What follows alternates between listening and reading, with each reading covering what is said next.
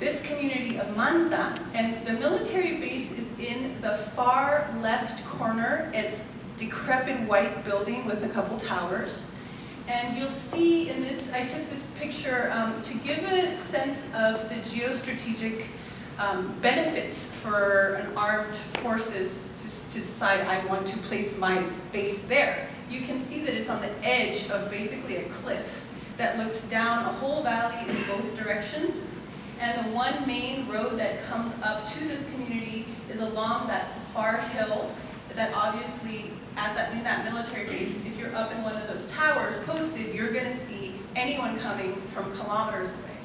So that was the location, just one example of the many military bases. This is just one location that they placed it. In addition, in this community, there was a very high level of guerrilla activity, the Shining Path. So the military occupied this community for 11 years between 1984 and 1995, and there's a horrendous track record of human rights violations, as in all the other military bases. And that's why the Peruvian Truth and Reconciliation Commission labeled this case as emblematic of the type of sexual violence that took place by military personnel in the rural context. So this case is a compilation of 26 cases, assaults by military personnel, both on incursions, military actions, and also around the bases by soldiers capriciously exercising their impunity. So to Demos's credit, they built an interdisciplinary fieldwork team that included attorneys, of course, right? But also sociologists and psychologists, and working together they gained permission of the municipality and the General Assembly of the rural community to be present 1 week every month. And they framed their work, their relationship in the terms of convivencia, which is the idea of sharing time, sharing life, getting to know each other with the chance of an intimate day-to-day connection. And through that, the opportunity of building trust. And this, what they viewed is that this model was what would be needed to transform the culture of law. Now this programmatic design is very different from most of the models used, in which a lawyer and a companion psychologist go for 1 day, go into the community, pick up the testimony, stick around a little bit so that the psychologist can do some follow-up work if the person is emotional, and then they're gone before dark, because traversing those roads is tough after dark. You can definitely plummet down a cliff. So this is I want to just pose the difference there.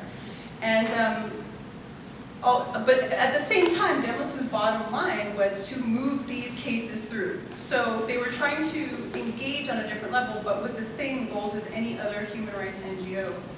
Now, this was the first project Demos took on in the Andean region. They had only worked in Lima, right? So the kinds of challenges that they faced were staggering. The team was composed of these extremely bright, very, very, very energetic young limeñas, which are young women from Lima, and they had rudimentary Quechua language ability. So when they got there, they were hit with incredible distrust in terms especially of talking about what happened to the women, and also just this massive cultural and linguistic gap. So it forced them to go through a process of deep reflection, and it made them question their disciplinary trainings. It made them question the assumptions that underline their project, and it made them go through a very deep personal but collective reflection. And I want to offer you just one quote that gives an example of the kinds of reflections they were making. "We cannot fragment the subject, neither as an individual detached from the collective, nor into the components of her identity. Each woman comes to voice through her gender, culture, class, race, and ethnicity. And it is by acknowledging this that we propose the interaction between Demos and Manta. How do we construct this interaction from a point of acknowledging difference? How do we recreate language to make space for the voices of subaltern colonized women? How do we break with the rational, ethnocentric, phallocentric logic that defines us.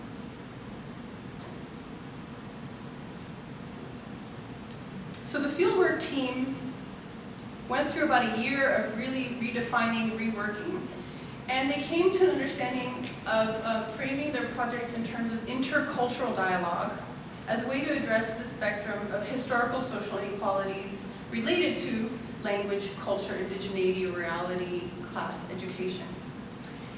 An intercultural approach signals an ethical and political project to reconstruct channels of communication across difference, always acknowledging the asymmetrical power relations. And interculturality in general is understood as a political project committed to respecting the plurality of rationalities and the heterogeneity of forms of life, and here beyond the human also. So on a practical level, intercultural approach refers to the translation and interaction across culture and language embedded, of course, in inequality. And Demus drew upon interculturality as a political project in its liberatory sense, as well as a method to analyze and acknowledge the enduring presence of colonial relations. As a method of analysis, interculturality emphasizes interactions or dialogue across difference rather than focusing on a pre-existing or static entity. So it's not so much about I'm this and I stay this and you're that and you stay that, and then we have this discussion. But it's about the intersubjective exchange, not so much about the stability of those involved in the interaction. Within intercultural dialogue, participants understood themselves as interrelated, and that it assumes this reciprocal process of transformation that happens on, of course, on one level, which is interpersonal, but also in terms of the macro, the social and the symbolic. Now, let's go back to Manda for a second. Although there's a lot to be said about the Demos project, and I'd love to go into great detail and about that, they were doing work in Manta until 2012, so it was quite a commitment of an NGO given all of the rigors of funding and such, with enormous problems. I'm not going to paint this in a rosy optic. But what I want to focus on is how the community-based conceptual frameworks that came out of this interchange speak back to transitional justice. And particularly the assumption that the state is this benevolent and protective patriarch who is protecting the national family. That's one assumption that the frameworks just cut through. And another one is that time can be singularly conceived as linear. So moving into this material, when women did choose to speak, their linguistic and communicational choices were varied and many times were not really able. The Demos team had a lot of trouble grasping them. Speaking in dreams. Speaking in dreams offered an alternative realm to express what the women had experienced, and particularly around sexual violence. It was almost unheard of that someone would just just say, this happened to me. It was the closest would be in that community that happened, or over there that happened. And speaking through dreams was another way of getting at this. Many women discuss dreams involving unknown men attempting to force a sexual encounter. The unknown man could present as El Apu, the mountain god within the Andean cosmovision, and or a soldier, and or El Padrón, a powerful landowner. The telling of these dreams express the layering of different logics and historical moments through a non-linear concept of time. The women's dreams showed these shifting representations of those that exercise power over them. Speaking in dreams underscores women's agency and effort to narrate their experiences on their own terms, and obviously not that helpful for mounting a legal case, yet must be honored. Now, I want to really delve into this idea of El Padrón. It has multiple meanings. In addition to powerful landowner, which is the more common understanding, El Patrón is also a pattern such as that which you use to cut material sew into a piece of clothing. But most significantly, the theory metaphor of El Patrón as developed by communities in the Southern Andes, and my exposure to this through this community of Manta with Demos team, it critically identifies patterns of illegitimate authority, economic exploitation, and cultural domination. There's a Peruvian feminist sociologist who has also done work on this point, and she writes about this theory metaphor as constituting a form, a conceptual form that synthesizes all of the hierarchical character of Peru, its society, till today. So this theory metaphor exposes these patterns of social interaction across time and connecting these historical moments in a way that modernity posits as very separate and distinct. Thinking about temporality in this way suggests that older practices influence how we understand newer practices, that the practices if seen together create continuity, a pattern across time, but also paying attention to the discontinuities, the changes in context, actors, and so forth, that it's not always exactly the same. The actions may vary slightly. And within the rural communities in the Southern Andes, this metaphor theory politicizes illegitimate situations such as the sexual violence that took place in and around the military base in that community. And it highlights the pattern of sexual violence that echoes many other experiences decades before, centuries before. Again, not assuming all of it the same, but highlighting patterns while including discontinuities. This metaphor of El Patrón elucidates the way class, race, ethnicity, and gender function within a local social imaginary to map a system that's marked by power, domination, and, as Aníbal Quijano writes, communality. So I'm thinking about how this community is theorizing and speaking back also to decolonial theorizers, right? Quechua-speaking campesinas, the women who have experienced some of the effects of the conflict, find themselves in a very precarious position of vulnerability. And this pattern of social relations naturalizes sexual abuse. And El Patrón, being the landowner, had complete control, if we're thinking decades back, or farther back, of the people and the land. And therefore, the kinds of sexual practices that took place that abused the indigenous women were deemed as modes of pleasing the owner. So for generation upon generation, ruling elites have imposed multiple social exclusions upon rural Quechua-speaking women, and the practice of sexual violence epitomizes that dehumanizing logic. Another way to put it is that sexual violence during the internal armed conflict could be understood as a continuation of violence with a new perpetrator, a new patrón. So this theory metaphor of El Patrón speaks back to the underlying assumptions of transitional justice in theory and practice, questioning temporal logics and the role of the nation state. The temporally bound nature of transitional justice it exists in this tension with what we understand to be the continuum of violence. And really that is what this metaphor theory El Patrón highlights.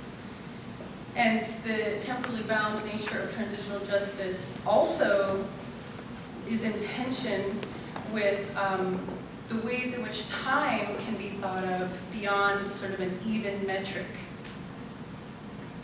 And I think Rosa Cuchillo, in the way that she's suspended between heaven and hell, the way that she's defying the line between the living and the dead, also helps us to kind of think beyond this even metric of time. She's suspended in this realm.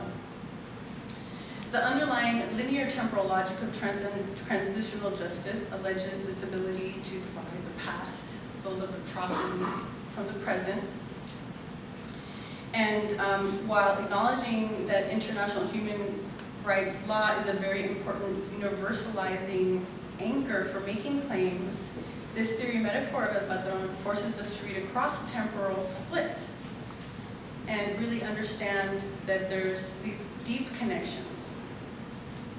The history of economic exploitation and inequality is not foreign to the initial debates about transitional justice, as Paige Arthur highlights. In the early discussions about social justice and economic inequality, there was a discussion that, well, maybe what we need to think about is how we could frame, hold on a second, this struggle as, let me find myself again. Okay, contemporary critiques demonstrate a continued concern with such issues by clearly identifying the need to address enduring inequalities and structural violence. In other words, the struggle to expand and or redirect the transitional justice framework persists, and it persists in echoing the earlier discussions of transitional justice, and that maybe we could think about transitional justice as a way to address these long-term injustices, but that those conversations didn't actually gain ground. Those are the conversations that sort of fell to the side, and we have come to have what we have, and I'd like to just highlight how we're picking that up again. In other words, the struggle to expand and or redirect the transitional justice framework does persist, and the reasoning is not just theoretical. It is it's grounded in the practical results of transitional justice process. Ignoring social and economic violations and their links to discrimination undermines the post-conflict society's chance for future stability. So a feminist politics of seeing, through analysis of the intricacies of oppression, constructs a dialogue across feminist interventions regarding women and interventions regarding the impact of structural violence. So this El Patrón helps us to weave those together, and decolonial feminisms is the theoretical grounding that I use also to highlight those connections. And those connections are highlighted in many ways. It could be through thinking about economic, social, and cultural rights, through collective rights, discussions of intersectionality, heteropatriarchy, and colonialism, as the previous panel framed it. Also calls to address development and human security concerns of populations. And so we're definitely bringing back these issues that took place during initial discussions. And in those initial discussions, the idea was that we could rectify colonial exploitation through a set of economic and social policies that deliberately place state power at the center of guarantees for social justice. And of course, this is guided by socialist rather than capitalist or liberal democratic models. Given this approach, institutional and policy reform could include redistribution of wealth and measures such as nationalization, special taxation, expropriation, affirmative action, and land reform. Yet there is a key difference, because contemporary conceptual framings interrogate the nation-state formation as based on logics of inclusion and exclusion, and reinscribing the same violent frameworks as colonialism. In other words, and this I think comes back to some of the discussions from the last panel, stabilizing and re-legitimating transitional states can lead to dependence on social hierarchies, those deep-rooted ones, while changing deep-rooted conditions of injustice requires that we further destabilize those hierarchies. So this is the tight spot, and the nation-state is in a position of, over and over again, making small steps of inclusion, but also steps of retrenchment. Efforts to decolonize transitional justice must make space for these pluralities of rationalities that I've mentioned, and the heterogeneity of forms of life. And I contend that this approach really sharpens our feminist intervention into transitional justice and more broadly in the service of social justice, as we enhance our ability to envision, and it also helps us to enhance our ability to envision our possible futures. So I want to close with returning to this image of Rosa Cuchillo. And in this image, the first image is in the beginning of her piece where she's in quite a forlorn position. And in this image I offer you is an image of her in intense song and dance, about to share the water infused with flower petals that are at the base of her feet there with the audience, in a ritual of cleansing, in a ritual of closing a cycle. So by locating ourselves on multiple registers, invoking our intergenerational connections, and emphasizing healing practices, I hope to ground the work we do today and offer an alternative mode of connection. Thank you.